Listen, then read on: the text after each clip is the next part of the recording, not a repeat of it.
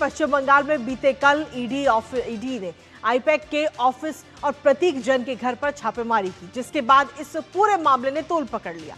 पूरा मामला कोर्ट तक भी पहुंच चुका है और ईडी ने इस मामले में कोलकाता हाईकोर्ट का रुख करते हुए मुख्यमंत्री ममता बनर्जी को ही पार्टी बनाया है।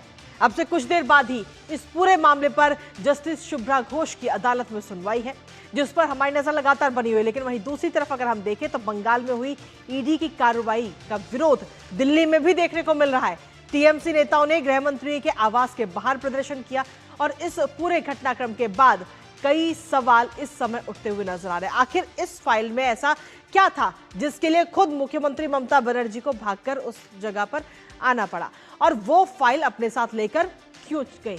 और अगर मामला मामूली था तो आखिर इतनी हड़बड़ी क्यों थी?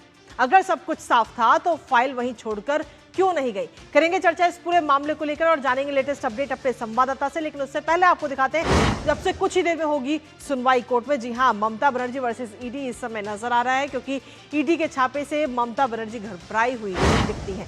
जहां आपको बता दें कि ईडी ने कलकत्ता हाईकोर्ट का रुख किया, कलकत्ता हाईकोर्ट का दरवाजा खटखटाया और जो याचिका दायर की गई है ईडी की तरफ से कोर्ट में, उसमें कई सारे गंभीर आरोप ईडी की तरफ से लगाए गए हैं और सीधे तौर पर ममता बनर्जी को कहा गया है कि सबूतों से छेड़छाड़ उन्होंने की है। सबूतों से छेड़छाड़ करने का ये बड़ा आरोप ईडी की तरफ से लगाया गया। अब से कुछ ही देर में हाईकोर्ट में सुनवाई, लगभग 2:30 बजे का वो वक्त होगा जब इस पूरे मामले को लेकर सुनवाई होगी और ऐसे में देखना होगा कि हाईकोर्ट इस पूरे घटनाक्रम को ध्यान में रखते हुए क्या टिप्पणी करता है, क्या फैसला देता है।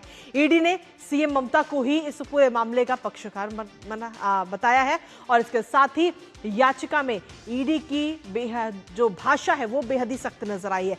आईपैक ने छापेमारी को हाईकोर्ट में चुनौती दी है, तो ये दो चीजों को लेकर के आज अहम सुनवाई है। और सीधे तौर पर अगर हम देखें तो अपनी इस याचिका में ईडी ने आखिर क्या कुछ मांग की है वो भी आपको बताते हैं।